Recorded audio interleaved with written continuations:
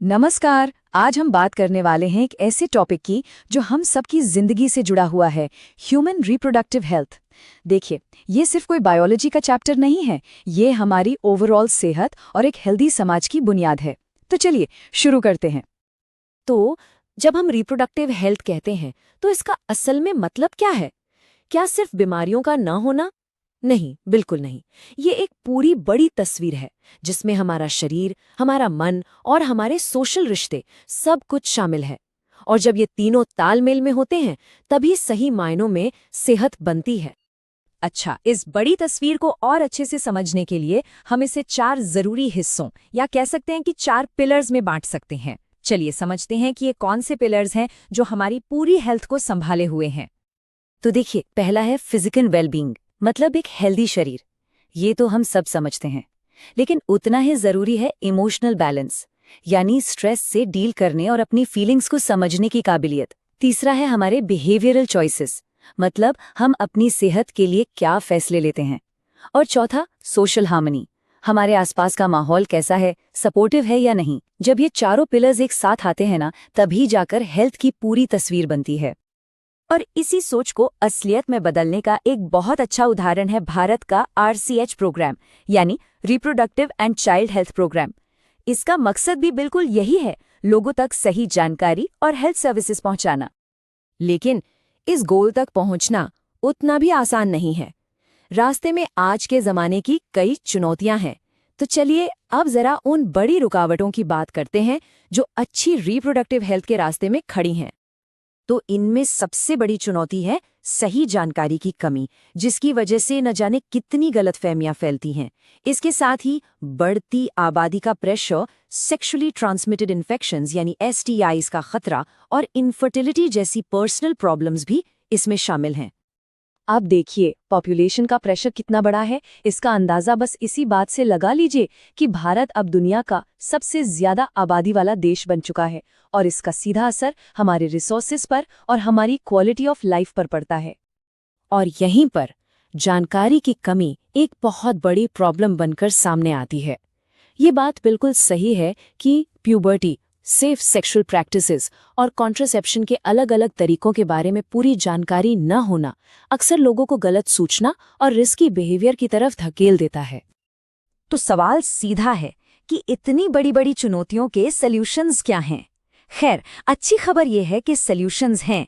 Science ने हमें कई रास्ते दिखाए हैं। तो आइए अब इन्हीं सॉल्यूशंस पर फोकस करते हैं। और देखिए, सॉल्यूशन की शुरुआत होती है सही जानकारी और सही चॉइसेस से। तो इस सेक्शन में हम फैमिली प्लानिंग और कॉन्ट्रासेप्शन के उन तरीकों पर बात करेंगे जो लोगों को अपनी लाइफ के बारे में बेहतर फैसले लेने की पावर देते हैं।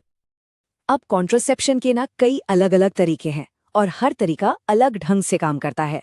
कुछ नेचुरल होते हैं तो कुछ एक फिजिकल रुकावट की तरह काम करते हैं। और हाँ, ये जानना भी बहुत जरूरी है कि कौन सा तरीका STI से बचाता है और कौन सा नहीं। मोटे तौर पर इन तरीकों को हम कुछ मेन कैटेगरीज में देख सकते हैं, जैसे कि नेचुरल मेथड्स, कॉन्डोम जैसे barrier methods, hormonal pills, IUDs और नसबंदी जैसे परमानेंट सर्जिकल सॉल्यूशंस। मतलब हर किसी की जरूरत के हिसाब से एक अलग ऑप्शन मौजूद है। और यहाँ एक बात याद रखना बहुत बहुत जरूरी है। कॉन्डम जैसे जो बैरियर मेथड्स होते हैं ना, वो डुअल प्रोटेक्शन देते हैं।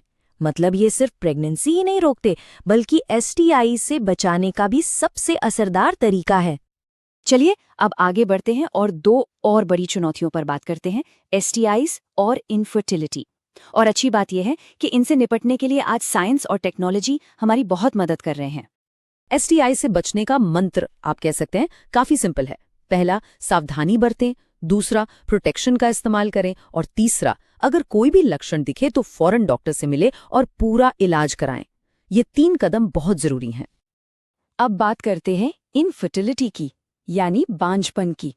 देखिए, ये सिर्फ एक फिजिकल कंडीशन नहीं है, इसका एक बहुत गहरा इमोशनल और सोशल असर भी होता है, जिसकी वजह से कपल्स को बहुत स्ट्रेस से गुजरना पड़ सकता है। लेकिन अच्छी खबर यह है कि मॉडर्न साइंस ने इसका भी हल ढूंढ लिया है। इसे कहते हैं असिस्टेड रिप्रोडक्टिव टेक्नोलॉजीज या शॉर्ट में ARTs। ये टेक्नोलॉजीज उन कपल्स के लिए उम्मीद की एक नई किरण की तरह हैं जो इनफर्टिलिटी से जूझ रहे हैं। अब ARTs की दुनिया में ज़िफ्ट और गिफ्ट जैसे नाम सुनने में काफी एक जैसे लगते हैं ना, पर इनमें एक बेसिक फर्क है। देखिए, जिफ्ट में शरीर के बाहर बना एक शुरुआती एम्ब्रियो यानी जायगोट फैलोपियन ट्यूब में ट्रांसफर किया जाता है।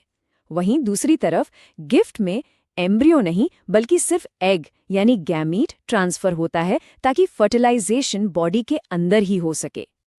और इनके अलावा भी IVF, ICSI और AI जैसी कई एडवांस टेक्नोलॉजीज मौजूद हैं।